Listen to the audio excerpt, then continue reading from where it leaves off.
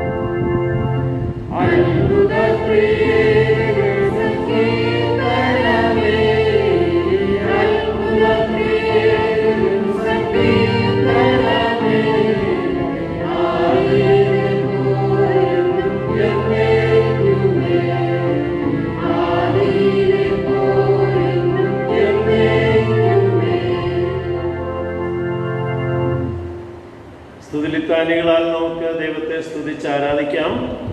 6-ാം പുറം 4-ാം ഭാഗം നമുക്ക് തിരുനാമത്തിന് ഉപയോഗിക്കാം. 4-ാം ഭാഗം. വരുവൻ നാം യഹോവയ്ക്ക് ഉല്ലസിച്ച് ഘോഷിക്കാം. നാം സ്തോത്രത്തോടെ അവിടുത്തെ സന്നിധിയിൽ ചെല്ലുക. യഹോവ മഹാദൈവമല്ലോ. ഭൂമിയുടെ അധോഭാഗങ്ങൾ അവിടുത്തെ കയ്യിലാകുന്നു. സമുദ്രം അവിടുത്തേത്, അവിടുന്ന് അതിനെ ഉണ്ടാക്കി. വരുവിൻ നാം വണങ്ങി നമസ്കരിക്കാം. അവിടുന്ന് നമ്മുടെ ദൈവമാകുന്നു. നാമോ അവിടുന്ന് മേയ്ക്കുന്ന ജനവും അവിടുത്തെ കൈക്കലെ ആടുകളും തന്നെ. ഇസ്രായേലേ, നിന്റെ ദൈവമായ യഹോവയുടെ അടുക്കലേക്ക് മടങ്ങി ചെല്ലുക. നിന്റെ അകൃത്യ നിമിത്തമല്ലോ നീ വീണ്ടിരിക്കുന്നത്. നിങ്ങൾ അനുതാപവാക്യങ്ങളോടുകൂടെ യഹോവയുടെ അടുക്കൽ മടങ്ങിച്ചെന്ന് അവിടുത്തോട് സകല അകൃത്യവും ക്ഷമിച്ച് ഞങ്ങളെ കൃപയോടെ കൈക്കൊള്ളണേ. അനാഥന തിരുസന്നിധിയിൽ കരുണ ലഭിക്കുന്നുവല്ലോ എന്ന് പറയും. നമ്മെ ദൈവസന്നിധിയിൽ വിനയപ്പെടുത്തി നമുക്ക് കർത്താവിൻ്റെ സന്നിധിയിൽ നമ്മുടെ കുറവുകളെ ഉണർന്ന് പ്രാർത്ഥിക്കാം. കുട്ടന്മേൽ നിന്ന് നമുക്ക് അനുതാപ ഹൃദയത്തോടെ ദൈവത്തിങ്കിലേക്ക് നമ്മുടെ കണ്ണുകളെ ഉയർത്താം. നമ്മുടെ പാപങ്ങളും കുറ്റങ്ങളും ക്ഷമിച്ച് നമ്മെ പുതുക്കുന്ന ദൈവത്തിൻ്റെ സന്നിധിയിൽ നമ്മുടെ കുറവുകളെ ഉണർന്ന് പ്രാർത്ഥിക്കാം. 9-ാം പുറത്ത് കാണുന്ന അനുതാപ പ്രാർത്ഥനയിൽ നമുക്ക് പങ്കുചേരാം. സർവശക്തിയും മഹാകരുണയുള്ള പിതാവേ, ഞങ്ങൾ കാണാതെ പോയ ആടുകളെ പോലെ അവിടുത്തെ വഴിയിൽ നിന്ന് തെറ്റിച്ചിരിക്കുന്നു. ഞങ്ങളുടെ സ്വന്തം ഹൃദയങ്ങളിലെ വിചാരങ്ങളെയും മോഹങ്ങളെയും ഞങ്ങൾ ഏറ്റുമനുസരിച്ച് നടന്നിരിക്കുന്നു. ഞങ്ങൾ അവിടുത്തെ വിശുദ്ധ കൽപ്പനകൾ ലംഘിച്ചിരിക്കുന്നു. ഞങ്ങൾ ചെയ്യേണ്ട കാര്യങ്ങൾ ചെയ്യാതെ വിട്ട് ഞങ്ങൾ ചെയ്യരുതാത്ത കാര്യങ്ങളെ ചെയ്തിരിക്കുന്നു. ഞങ്ങളിൽ സൗഖ്യവുമില്ല. എന്നാലും കർത്താവേ, ഞങ്ങളോട് കരുണയുണ്ടായി ഞങ്ങളുടെ കുറ്റങ്ങൾ ക്ഷമിക്കണമേ. പാപി മരിക്കണമെന്നല്ല, അവൻ ദുഷ്ടത വിട്ട് തിരിഞ്ഞ് ജീവിക്കണമെന്ന് മാത്രം അങ്ങ് ആഗ്രഹിക്കുന്നുവെന്ന് ഞങ്ങൾ അറിയുന്നു. ദൈവമുള്ള പിതാവേ, ഞങ്ങൾ അനുതാപ ഹൃദയങ്ങളോടുകൂടി അങ്ങയിലേക്ക് തിരിയുന്നു. ഞങ്ങളുടെ കർത്താവായ യേശു ക്രിസ്തുവിൽ അങ്ങ് ഞങ്ങൾക്ക് അറിയിച്ചിരിക്കുന്ന കരുണയുള്ള വാഗ്ദത്തങ്ങളിൽ ഞങ്ങൾ ആശ്രയിക്കുന്നു. ഞങ്ങളുടെ പാപഭാരം നീക്കി മോചനയിച്ച് ഞങ്ങൾക്ക് നൽകണമേ. ഇനിമേൽ അവിടുത്തെ പരിശുദ്ധ നാമത്തിന്റെ മഹത്വത്തിനായി ജീവന്റെ പുതുക്കത്തിൽ ഞങ്ങൾ അങ്ങയെ സേവിക്കേണ്ടതിന് സഹായിക്കണമേ. അങ്ങയുടെ രക്ഷയുടെ സന്തോഷം ഞങ്ങൾക്ക് തരണമേ. ഞങ്ങളെ സ്നേഹിച്ച് ഞങ്ങൾക്ക് വേണ്ടി തന്നെ താൻ ഏൽപ്പിച്ചു കൊടുത്ത ഞങ്ങളുടെ കർത്താവായ യേശു ക്രിസ്തു മൂലം ഇതെല്ലാം ഞങ്ങൾ യാചിക്കുന്നു. ആമേൻ. ഒരുത്തൻ പാപം ചെയ്തുവെങ്കിലോ നീതിമാനായ യേശു ക്രിസ്തു എന്ന കാര്യസ്ഥൻ നമുക്ക് പിതാവിന്റെ അടുക്കലുണ്ട്. അവിടെ നമ്മുടെ പാപങ്ങൾക്ക് പ്രായശ്ചിത്തം ആകുന്നു. സർവശക്തനും കാരുണ്യവാനുമായ കർത്താവ് പാവമോചനവും മാപ്പും ജീവിതം പുതുക്കുന്നതിനുള്ള അവസരവും പരിശുദ്ധാത്മാവിന്റെ കൃപയും ആശ്വാസവും നമുക്ക് നൽകുമാറാകട്ടെ. ആമേൻ. നാം ദൈവത്തിൽ നിന്ന് അനുഭവിക്കുന്ന എല്ലാ അനുഗ്രഹങ്ങളെയും നന്മകളെയും ഓർക്കാം. ദൈവത്തിന് മനഃപൂർവ്വമായി കൃതജ്ഞതാ സ്തോത്രങ്ങൾ അർപ്പിക്കാം. നമുക്ക് ദൈവം നൽകുന്ന ആരോഗ്യം, സമാധാനം, സന്തോഷം, കുടുംബജീവിതത്തിലെ കൃപകൾ, നമ്മുടെ ഔദ്യോഗികമായ ജീവിതരംഗങ്ങൾ, കലുഷിതമായ അന്തരീക്ഷത്തിലും സമാധാനപൂർണ്ണമായി ജീവിക്കുന്നതിന് ക്രിസ്തുവിൻ്റെ സമാധാനം നമുക്ക് നൽകിയിരിക്കുന്ന ദൈവത്തിൻ്റെ ദയയ്ക്കായി നമുക്ക് ഇങ്ങനെ വിവിധ തരത്തിലുള്ള എല്ലാ നന്മകളെയും അനുഗ്രഹങ്ങളെയും ഓർത്ത്, നമ്മുടെ ഉപജീവന പ്രവർത്തനങ്ങളിൽ ദൈവം നൽകിയിരിക്കുന്ന അവസരങ്ങളെ ഓർത്ത്, നമുക്ക് നൽകിക്കൊണ്ടിരിക്കുന്ന നല്ല ഭൂപ്രകൃതികൾക്കായി അങ്ങനെ വിവിധ തരത്തിലുള്ള എല്ലാ അനുഗ്രഹങ്ങളെയും ഓർത്തുകൊണ്ട് ദൈവത്തിന് സ്തുതി സ്തോത്രങ്ങൾ കരയറ്റാം. മറിയയുടെ പാട്ട് നമുക്ക് ചേർന്ന് സ്തോത്ര പ്രാർത്ഥന ഉപയോഗിക്കാം. 18-ാം പാട്ട്. എൻ്റെ ഉള്ളം കർത്താവിനെ മഹിമപ്പെടുത്തുന്നു, എൻ്റെ ആത്മാവ് എൻ്റെ രക്ഷിതാവായ ദൈവത്തിൽ ഉല്ലസിക്കുന്നു. അവിടുന്ന് തൻ്റെ ദാസിയുടെ താഴ്ച കടാക്ഷിച്ചിരിക്കുന്നുവല്ലോ. ഇന്നു മുതൽ എല്ലാ തലമുറകളും എന്നെ ഭാഗ്യവതി എന്ന് വാഴ്ത്തും. ശക്തനായവൻ എനിക്ക് വലിയ ചെയ്തിരിക്കുന്നു. അവിടുത്തെ നാമം പരിശുദ്ധം തന്നെ. അവിടുത്തെ ഭയപ്പെടുന്നവർക്ക് തൻ്റെ കരുണ തലമുറകളെ ഇരിക്കുന്നു. തൻ്റെ ഭുജം കൊണ്ട് അവിടുന്ന് ബലം പ്രവർത്തിച്ചു. ഹൃദയവിചാരത്തിൽ അഹങ്കരിച്ചിരിക്കുന്നവരെ ചിതറിച്ചിരിക്കുന്നു. പ്രഭുക്കന്മാരെ സിംഹാസനങ്ങളിൽ നിറക്കി താണവരെ ഉയർത്തിയിരിക്കുന്നു. വിശന്നിരിക്കുന്നവരെ നന്മകളാൽ നിറച്ച് സമ്പന്നന്മാരെ വെറുതെ അയച്ചു കളഞ്ഞിരിക്കുന്നു. നമ്മുടെ പിതാക്കന്മാരോട് അരുളി ചെയ്തതുപോലെ അബ്രഹാമിനും അവന്റെ സന്തതിക്കും എന്നേക്കും കരുണ ഓർക്കേണ്ടതിന് തന്റെ ദാസനായ ഇസ്രായേലിനെ തുണച്ചിരിക്കുന്നു. ആമേൻ. നമുക്ക് ദൈവനാമസ്തുതിക്കും മഹത്വത്തിനുമായി 124-ാമത്തെ പാട്ട് ചേർന്ന് പാടി ദൈവത്തിൻ്റെ അനുഗ്രഹമായ ആശിഷമാരി സ്വീകരിക്കാം. 124-ാമത്തെ പാട്ട്. 124.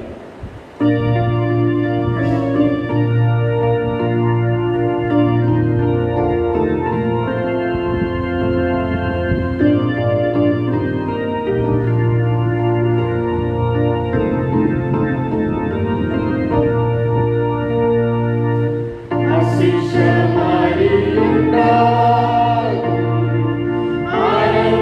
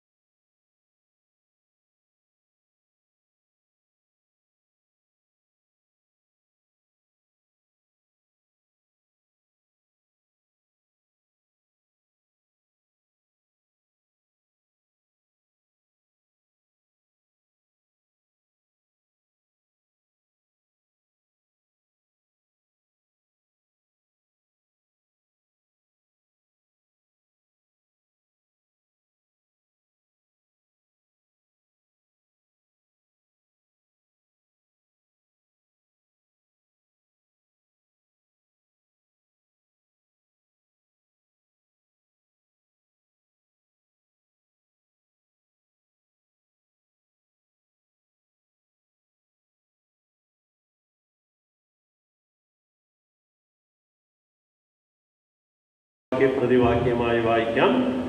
സങ്കീർത്തനം 16.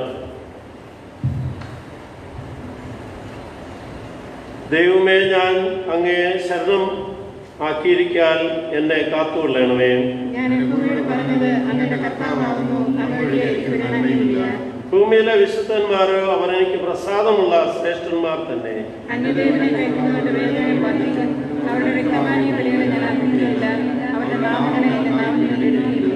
എന്റെ അവകാശത്തിന്റെയും പാനപാത്രത്തിന്റെയും പങ്ക് യഹോവയാകുന്നു. അവിടുന്ന് എനിക്കുള്ള ഓഹരിയെ പരിപാലിക്കുന്നു. എനിക്ക് ബുദ്ധി ഉപദേശിച്ചു തന്ന യഹോവയെ ഞാൻ വാഴ്ത്തും. രാത്രികാലങ്ങളിൽ എന്റെ അന്തരംഗം എന്നെ ഉപദേശിക്കുന്നു.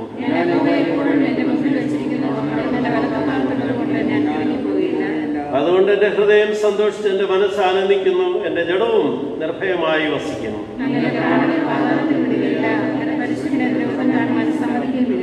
ജീവന്റെ വഴി അങ്ങ് എനിക്ക് കാണിച്ചു തരും. അവിടുത്തെ സന്നിധിയിൽ സന്തോഷ പരിപൂർണതയും അവിടുത്തെ വലതു ഭാഗത്തു നിന്നും പ്രമോദങ്ങളുണ്ട്.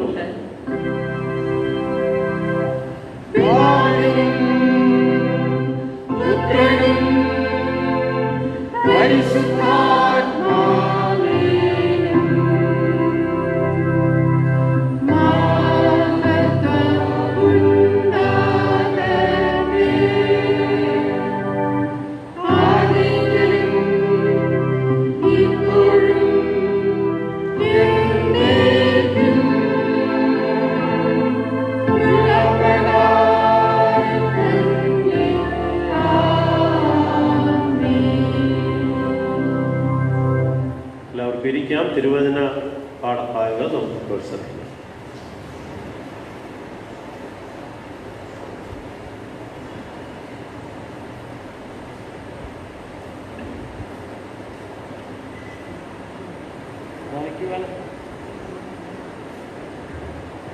വായിക്കുവാനായി നൽകിയിരിക്കുന്ന പഴയ നിയമ വേദഭാഗം ഉൽപ്പത്തി പുസ്തകം 13-ാം അധ്യായം 2 മുതൽ 12 വരെ. ഉൽപ്പത്തി പുസ്തകം 13-ാം അധ്യായം 2 മുതൽ 12 വരെ. കന്നുകാലി, വെള്ളി, പൊന്ന് ഈ വകയിൽ അബ്രാം ബഹുസമ്പന്നനായിരുന്നു. അവൻ തന്റെ യാത്രയിൽ തെക്ക് നിന്ന് ബഥേൽ വരെയും ബഥേലിനും ഹായിക്കും മധ്യേ തനിക്ക് ആദിയിൽ കൂടാരമുണ്ടായിരുന്നതും താൻ ആദിയിൽ ഉണ്ടാക്കിയ യാഗപീഠ വിരുദ്ധമായ സ്ഥലം വരെയും ചെന്നു. അവിടെ അബ്രാം യഹോവയുടെ നാമത്തിൽ ആരാധിച്ചു. അബ്രാമിനോട് കൂടെ വന്ന ലോകത്തിനും ആടുമാടുകളും കൂടാരങ്ങളും ഉണ്ടായിരുന്നു. അവർ ഒന്നിച്ച് പാർപ്പാൻ തക്കവണ്ണം ദേശത്തിന് അവർ വഹിച്ചുകൂടായിരുന്നു. സമ്പത്ത് വളരെ ഉണ്ടായിരുന്നത് കൊണ്ട് അവർക്ക് ഒന്നിച്ച് പാർപ്പാൻ കഴിഞ്ഞില്ല. അബ്രാമിന്റെ കന്നുകാലികളുടെ ഇടയന്മാർക്കും ലോകത്തിന്റെ കന്നുകാലികളുടെ ഇടയന്മാർക്ക് തമ്മിൽ പിണക്കമുണ്ടായി. കനാന്യരും പെരീസ്യരും അന്ന് ദേശത്ത് പാർത്തിരുന്നു. അതുകൊണ്ട് അബ്രാം ലോകത്തിനോട്, എനിക്കും നിനക്കും എൻ്റെ ഇടയന്മാർക്കും നിന്റെ ഇടയന്മാർക്കും തമ്മിൽ പിണക്കമുണ്ടാകരുത്. നാം സഹോദരന്മാരല്ലോ. ദേശമെല്ലാം ഇതിന് മുൻപാകെയില്ലയോ? എന്നെ വിട്ടു പിരിഞ്ഞാലും നീ ഇടത്തോട്ടെങ്കിൽ ഞാൻ വലത്തോട്ട് പോയിക്കൊള്ളാം, നീ വലത്തോട്ടെങ്കിൽ ഞാൻ ഇടത്തോട്ട് പോയിക്കൊള്ളാം എന്ന് പറഞ്ഞു. അപ്പോൾ ലോത്ത് നോക്കി, യോർദാൻ അരികെയുള്ള പ്രദേശമൊക്കെയും നീരോട്ടമുള്ളതെന്ന് കണ്ടു. യഹോവ സൊദോമിനെയും ഗൊമോറയെയും നശിപ്പിച്ചതിനുമുണ്ട്. അത് യഹോവയുടെ തോട്ടം പോലെയും സോവാർ വരെ ഇസ്രായേൽ ദേശം പോലെയുമായിരുന്നു. ലോത്ത് യോർദാൻ അരികെയുള്ള പ്രദേശമൊക്കെയും തിരഞ്ഞെടുത്തു. ഇങ്ങനെ ലോത്ത് കിഴക്കോട്ട് യാത്രയായി. അവർ തമ്മിൽ പിരിഞ്ഞു. അബ്രാം കനാൻ ദേശത്ത് പാർത്തു. ലോത്ത് ആ പ്രദേശത്തിലെ പട്ടണങ്ങളിൽ പാർത്തു. സോദോം വരെ കൂടാരം നീക്കി അടിച്ചു. ലോത്ത് ആ പ്രദേശത്തിലെ പട്ടണങ്ങളിൽ പാർത്തു. സോദോം വരെ കൂടാരം നീക്കി അടിച്ചു.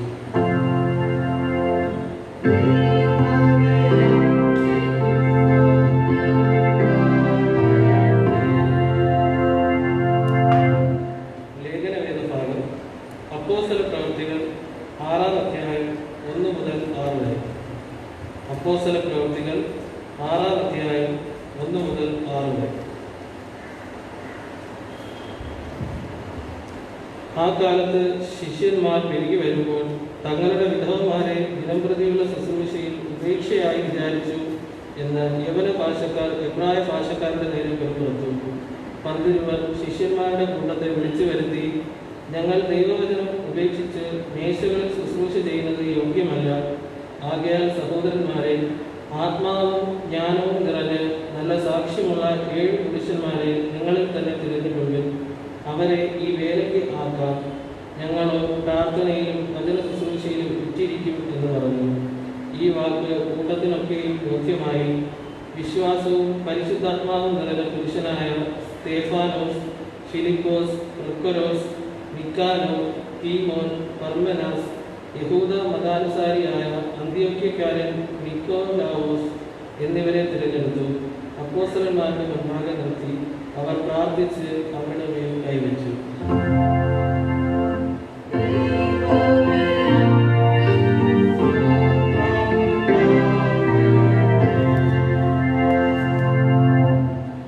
സുവിശേഷം നമുക്ക് ചെവിക്കൊള്ളാം. വിശുദ്ധ മത്തായി എഴുതിയ സുവിശേഷം 20-ാം അധ്യായം 1 മുതൽ 12 വരെ രേഖപ്പെടുത്തിയിരിക്കുന്ന തിരുവചനം. വിശുദ്ധ മത്തായി എഴുതിയ സുവിശേഷം 20-ാം അധ്യായം 1 മുതൽ 12 വരെ രേഖപ്പെടുത്തിയിരിക്കുന്ന തിരുവചനം നമുക്ക് ശ്രദ്ധിക്കാം.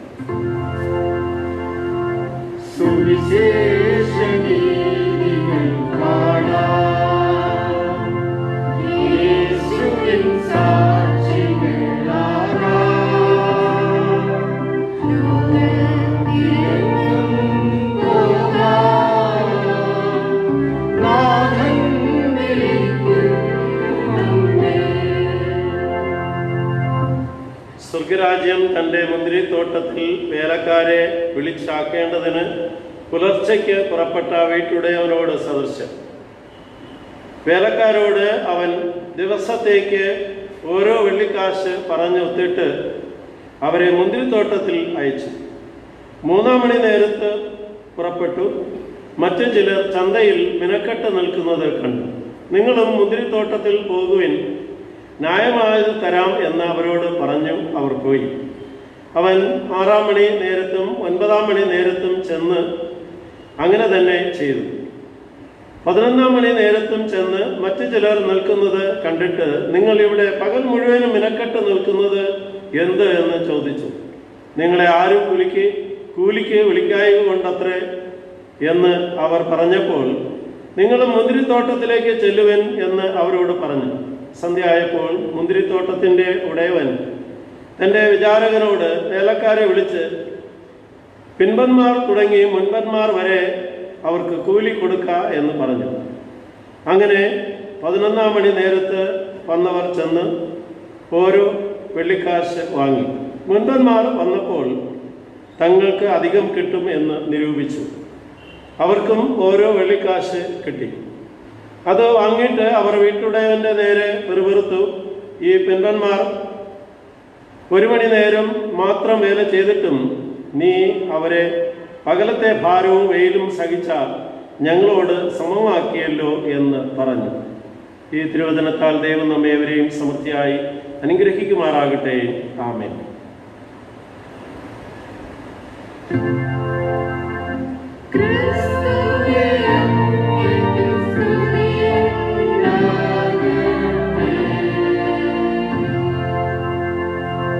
നമ്മുടെ വിശ്വാസം അപ്പോസ്തല വിശ്വാസ പ്രമാണത്തോട് ചേർന്ന് ചൊല്ലാം. അപ്പോസ്തല വിശ്വാസ പ്രമാണം 22-ാം പ്രായം.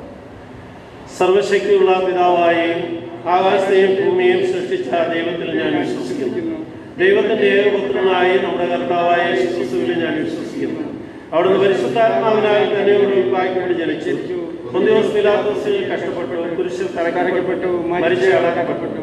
അവിടുന്ന് മരിച്ചവരിലേക്ക് ഇറങ്ങി 3-ാം ദിവസം ഉയർത്തെഴുന്നേറ്റു.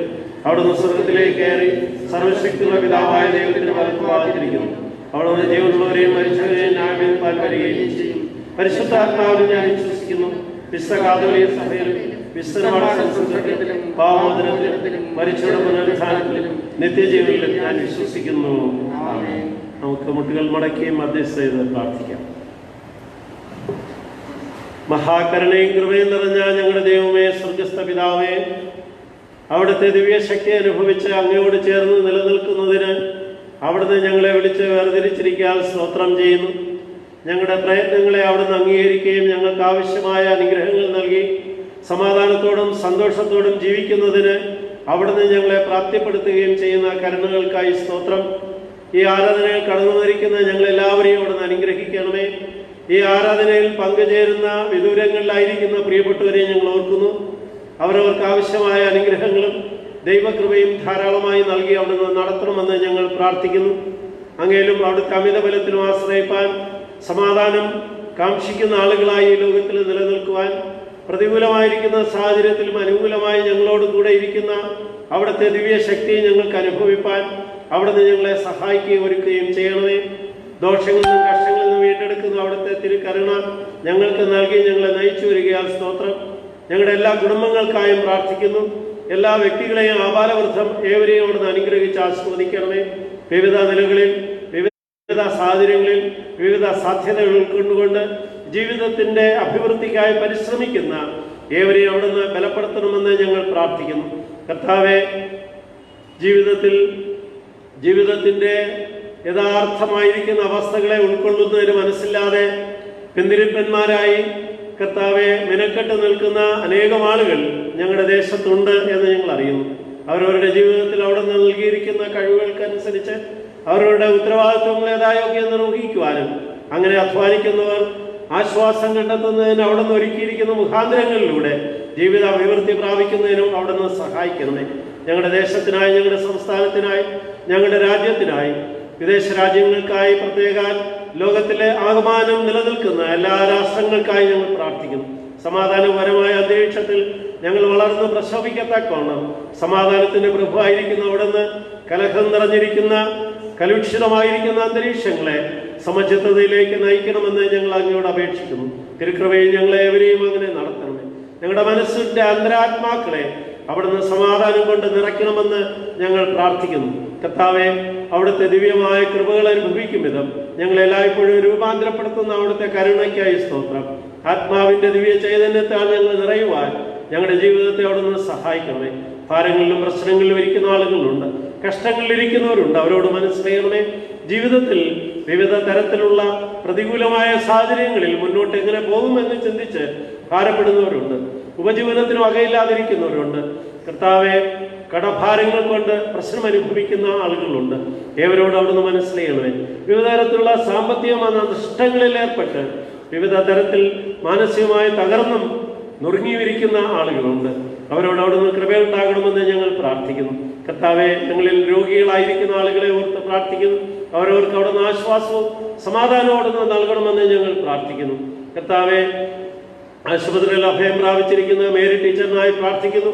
ഇളയദാസിയെ അവിടുന്ന് സൗഖ്യമാക്കുകയും അത്ഭുതകരമായ വിടുതലും ആശ്വാസവും നൽകുകയും ചെയ്യണമെന്ന് ഞങ്ങൾ അപേക്ഷിക്കുന്നു. വാർദ്ധക്യ സഹജമായ ക്ഷീണാവസ്ഥകളിൽ നിന്ന് വിടുവിക്കണം. അതുപോലെ വാർദ്ധക്യ സഹജമായ കഷ്ടത അനുഭവിക്കുന്ന അൽഫോൻസ് എന്ന പിതാവിനായി പ്രാർത്ഥിക്കുന്നു. അനേകം ആളുകൾ ഞങ്ങളുടെ മാതാപിതാക്കളായി ഞങ്ങളുടെ സഭയുമായി ബന്ധപ്പെട്ടും ഞങ്ങളുടെ ദേശത്തുമുണ്ട്. അവരോടെല്ലാം അവിടുന്ന് കൃപയുണ്ടാകണം. നിരക്ക് വളം ചുമക്കാമെന്ന് പറഞ്ഞ് അവിടുത്തെ ദിവ്യ ശക്തി അനുഭവിപ്പാൻ അവിടുന്ന് കൃപ ചെയ്യണമെന്ന് ഞങ്ങൾ പ്രാർത്ഥിക്കുന്നു. ശരീരമായ ക്ഷീണത്തിലും ബലഹീനതയിലും ഇരിക്കുന്ന ഓരോരുത്തരോടത്തോടും അവിടുന്ന് മനസ്സിലെയ്യണമെന്ന് പ്രാർത്ഥിക്കുന്നു. ഹൃദയ സംബന്ധമായ പ്രയാസങ്ങളിലിരിക്കുന്ന സഹോദരിയെ അവിടുന്ന് വിടുവിക്കുകയും രക്ഷിക്കുകയും ചെയ്യണമെന്ന് ഞങ്ങൾ പ്രാർത്ഥിക്കുന്നു. കർത്താവെ, ചികിത്സയിലായിരിക്കുന്ന മറ്റു പലരും ഞങ്ങളുടെ ദേശത്തുണ്ടല്ലോ. അവരോടെല്ലാം അവിടുന്ന് കൃപയുണ്ടാകണമേ. അവരവർക്ക് ആവശ്യമായ സൗഖ്യവും സമാധാനവും നൽകണമെന്ന് പ്രാർത്ഥിക്കുന്നു. കർത്താവെ, ഞങ്ങളുടെ ജീവിതത്തിൽ വിവിധ തരത്തിൽ പ്രതിസന്ധിയിലും പ്രതികൂല സാഹചര്യങ്ങളുമായിരുന്നു. രോഗത്തിന്റെ പ്രതികൂല അവസ്ഥകളിൽ COVID-19 എന്ന രോഗബാധയുടെ പ്രതികൂലമായിരിക്കുന്ന അവസരങ്ങളിലൂടെ കർത്താവ് അവസ്ഥകളിലൂടെ മുന്നോട്ട് പോകുന്ന ആളുകളുണ്ട്. അവരോട് അവിടുന്ന് മനസ്സിലായണമേ. ക്വാറന്റൈനിൽ കഴിയുന്നവർ, വിവിധ തരത്തിൽ ചികിത്സകളിൽ കഴിയുന്നവർ, കർത്താവെ, അങ്ങനെയുള്ള എല്ലാ ആളുകളെയും അവിടുന്ന് സ്പർശിക്കുകയും അവിടുന്ന് സൗഖ്യവും ആശ്വാസം നൽകുകയും ചെയ്യണമേ. ആരോഗ്യ സംരക്ഷണ രംഗത്ത് പ്രവർത്തിക്കുന്ന എല്ലാ ആളുകൾക്കായും ഡോക്ടർമാർ, നഴ്സുമാർ, മറ്റ് ആരോഗ്യ പ്രവർത്തകർ, വിവിധ തരത്തിൽ നേതൃത്വം നൽകുന്നവർ, ക്രമസമാധാന പാലന രംഗങ്ങളിലായിരിക്കുന്നവർ ഏവരെയും അവിടുന്ന് മനസ്സലിഞ്ഞ് സൗഖ്യമാക്കുകയും അവരവർക്ക് ആവശ്യമായ നന്മകളും അനുഗ്രഹങ്ങളും നൽകി ദൈവികമായിരിക്കുന്ന കരുത്തും ദർശനവും ലക്ഷ്യബോധവും നൽകി നടത്തുകയും ചെയ്യണമെന്ന് ഞങ്ങൾ പ്രാർത്ഥിക്കുന്നു. കർത്താവെ, ഞങ്ങളുടെ ദേശത്തെ വിവിധ തരത്തിൽ അസ്വസ്ഥതകളിലിരിക്കുന്ന ആളുകൾക്ക് അവിടുത്തെ ശാശ്വതമായ സമാധാനം നൽകണമേ. ഞങ്ങളുടെ അയൽ രാജ്യങ്ങളുമായി ഞങ്ങൾ സമാധാനത്തോടും സന്തോഷത്തോടും വസിക്കത്തക്കോണം കർത്താവെ, സമാധാനമുള്ള അന്തരീക്ഷം നൽകി ഞങ്ങളെ നയിക്കണമെന്ന് ഞങ്ങൾ പ്രാർത്ഥിക്കുന്നു. ആവശ്യമായ എല്ലാ കൃപകളും നൽകി ഞങ്ങളെ ശക്തീകരിക്കണമേ. ഞങ്ങളുടെ കുഞ്ഞുങ്ങൾക്കായി, ഞങ്ങളുടെ യുവതിവാക്കൾക്കായി, പ്രത്യേകിച്ച് കുടുംബജീവിതത്തിൽ പ്രവേശിക്കുന്നതിന് ഒരുങ്ങുന്ന ആളുകൾക്കായി, കുടുംബജീവിതത്തിൽ പ്രവേശിച്ച് ദൈവിക നന്മകളുടെ അനുഗ്രഹങ്ങൾ സമൃദ്ധിയായി പങ്കിടാമെന്നുള്ള ചിന്തയോടെ മുന്നോട്ട് ജീവിക്കുന്ന ആളുകൾക്കായി ഏവരെയും അവിടെ നിന്ന് അനുഗ്രഹിച്ച് ആസ്വദിക്കണമേ. യുവ കുടുംബങ്ങൾക്കായി പ്രാർത്ഥിക്കുന്നു. കൊച്ചുമക്കളെ അനുഗ്രഹിക്കണമേ. അവരെ നന്നായി സംരക്ഷിക്കുന്നതിനുള്ള കൃപകൾ ഞങ്ങളുടെ എല്ലാ ദമ്പതികൾക്കും നൽകണമെന്ന് ഞങ്ങൾ പ്രാർത്ഥിക്കുന്നു. കർത്താവെ, വിവിധ തരത്തിലുള്ള ആവശ്യബോധത്തോടെ തിരുസന്നിധിയിൽ കടന്നു വന്നിരിക്കുന്ന ഏവരോടും അവിടുന്ന് മനസ്സിലായണമേ. ഒരു ഉപജീവന മാർഗം നൽകണമെന്ന പ്രാർത്ഥനയോടായിരിക്കുന്നവർക്ക് ഉപജീവന മാർഗത്തിലുള്ള വകകൾ ഒരുക്കണമെന്ന് ഞങ്ങൾ പ്രാർത്ഥിക്കുന്നു. അവരുടെ പഠന രംഗങ്ങളെ അവിടെ നിന്ന് സാധ്യമാക്കണമേ. ഒരു അഡ്മിഷൻ നൽകണമെന്ന പ്രാർത്ഥനയോടായിരിക്കുന്നവരുണ്ട്. അവരവർക്ക് ആവശ്യമായിരിക്കുന്ന തുടർ പഠനത്തിലുള്ള വഴികൾ അവിടെ നിന്ന് ഒരുക്കുകയും നടത്തുകയും ചെയ്യണം. ഗർഭിണികളായിരിക്കുന്നവരെ ഞങ്ങൾ ഓർത്ത് പ്രാർത്ഥിക്കുന്നു. നവജാത ശിശുക്കളെ ഓർത്ത് പ്രാർത്ഥിക്കുന്നു. കർത്താവെ, ഏവരെയും അവിടെ നിന്ന് ശക്തീകരിച്ച് ബലപ്പെടുത്തണമേ. ദാമ്പത്യ ജീവിതത്തിൽ പ്രവേശത്തിന് സന്നിധിയിൽ കടന്നു വന്നിരിക്കുന്ന കുടുംബത്തോടും അവിടെ നിന്ന് മനസ്സിലായണമെന്ന് ഞങ്ങൾ പ്രാർത്ഥിക്കുന്നു. എല്ലാ നന്മയിലും ഞങ്ങൾ എല്ലാവരെയും നടത്തുകയും നിലനിർത്തുകയും ചെയ്യണം. തിരുകൃപയിൽ, തിരുകരങ്ങളിൽ ഞങ്ങളെ തന്നെ പൂർണ്ണമായി സമർപ്പിക്കുന്നു. ഞങ്ങളുടെ ദേശത്തോട് അവിടെ നിന്ന് മനസ്സിലായണമേ. ഞങ്ങളുടെ സഭകൾക്കായി, ഞങ്ങളുടെ ശുശ്രൂഷകൾക്കായി, ഞങ്ങളുടെ എല്ലാ പട്ടക്കാർക്കായും ശുശ്രൂഷകർക്കായും, അഭിമന്യത്തിനുമേനിക്കായും, കുടുംബത്തിനായും, മറ്റു വിവിധ തരത്തിലുള്ള ശുശ്രൂഷ രംഗങ്ങളായിരിക്കുന്ന എല്ലാ ആളുകൾക്കായി ഞങ്ങൾ പ്രാർത്ഥിക്കുന്നു. ഞങ്ങളുടെ മിഷണറിമാരെ, പാലിയേറ്റീവ് കെയറിന്റെ പ്രവർത്തനങ്ങളെ, ഞങ്ങളുടെ പൂർ ഫണ്ടിന്റെ പ്രവർത്തനങ്ങളെ, അങ്ങനെ വിവിധ തരത്തിൽ വേദനയിലും ആവശ്യബോധത്തിലും ഇരിക്കുന്ന ആളുകളെ സംരക്ഷിക്കുന്നതിനായി മുന്നിൽ നിന്നും പിന്നിൽ നിന്നും വിവിധ തരത്തിൽ അധ്വാനിക്കുന്ന എല്ലാ ആളുകളെയും ഞങ്ങൾ ഓർക്കുന്നു. പ്രത്യേകിച്ച് കർത്താവെ, ഞങ്ങളുടെ എല്ലാ ആരാധനകൾക്കായും ശുശ്രൂഷകൾക്കായും സ്തോത്രം. കർത്താവെ, ഞങ്ങളുടെ ഓഡിറ്റോറിയത്തിന്റെ പണികളിൽ ദൈവകൃപ നൽകി ഞങ്ങളെ നടത്തുകയാൽ സ്തോത്രം ചെയ്യും. തുടർന്ന് ഞങ്ങളെ ശക്തീകരിച്ച് ബലപ്പെടുത്തണമേ. അവിടുത്തെ തിരുകൃപയിൽ ഞങ്ങളെ സൂക്ഷിക്കണമേ. യേശു മിശിഹാ മൂലം ഞങ്ങളുടെ പ്രാർത്ഥന ദയവോട് കേൾക്കണമേ. ആമേൻ. സ്വർഗ്ഗസ്ഥനായ ഞങ്ങളുടെ പിതാവേ, തിരുനാമം വിശദീകരിക്കപ്പെടണമേ. തിരുരാജ്യം വരണമേ. തിരുയിഷ്ടം സ്വർഗത്തെ പോലെ ഭൂമിയിലാകണമേ. ഞങ്ങൾക്ക് ആവശ്യമുള്ള ആഹാരം തരണമേ. ഞങ്ങളുടെ കടക്കാരോട് ഞങ്ങൾ ക്ഷമിച്ചിരിക്കുന്ന പോലെ ഞങ്ങളുടെ പാപങ്ങളെ ക്ഷമിക്കണം. പരീക്ഷകളെ ദുഷ്ടങ്ങളിൽ നിന്ന് ഉപയോഗിക്കണം. രാജ്യവും ശക്തിയും മഹത്വവും എന്നേക്കും അങ്ങേക്കുള്ളതല്ലോ. ആമേൻ.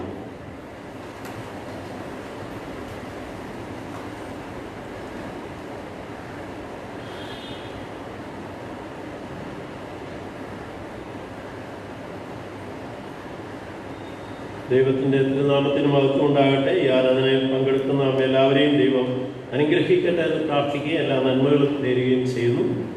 COVID-19 എന്ന രോഗവ്യാപനം തടയുന്നതിനുള്ള മാർഗനിർദ്ദേശങ്ങൾ ഉൾക്കൊണ്ടുകൊണ്ടാണ് നമ്മുടെ ആരാധന നാം നടത്തി വരുന്നത്.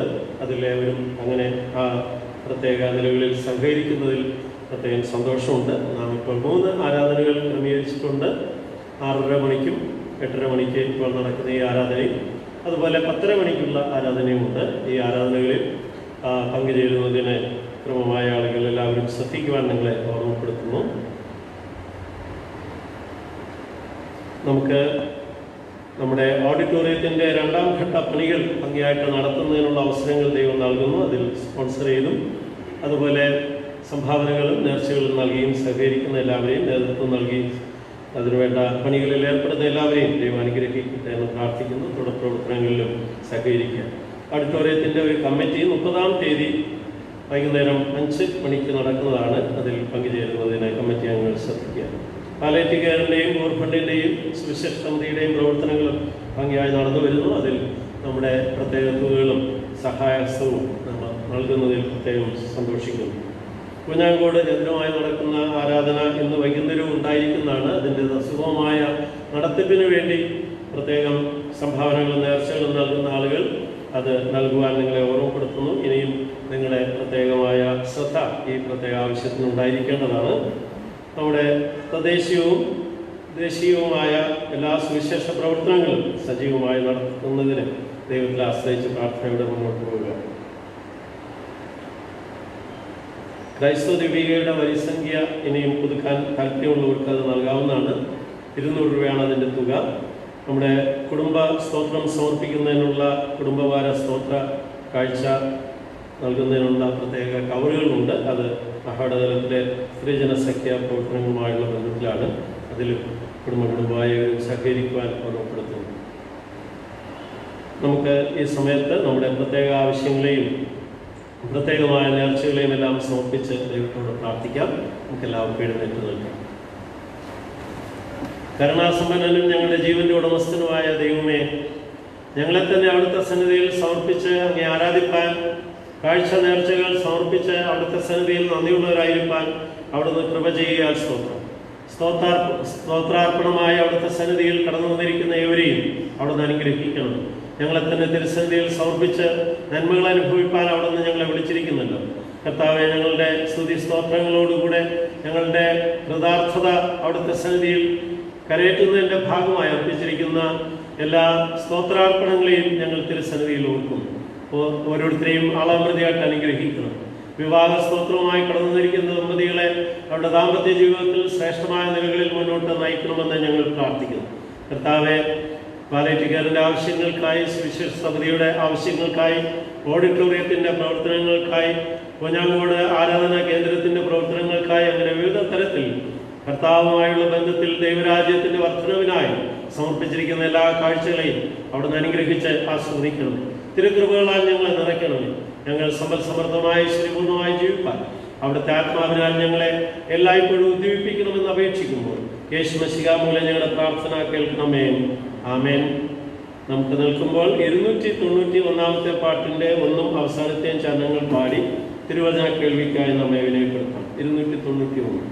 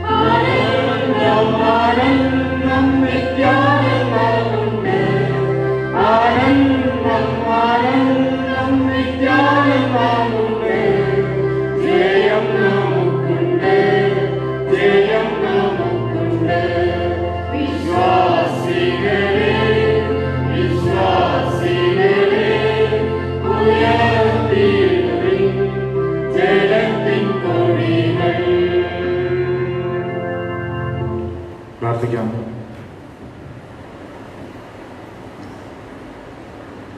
സമാധാനത്തിന്റെ ഉറവിടമായ പരിശുദ്ധ കർത്താവേ, കലുഷിതമായ ജീവിത സാഹചര്യങ്ങളിലും അങ്ങ് നൽകുന്ന സമാധാനം അനുഭവിക്കുവാൻ,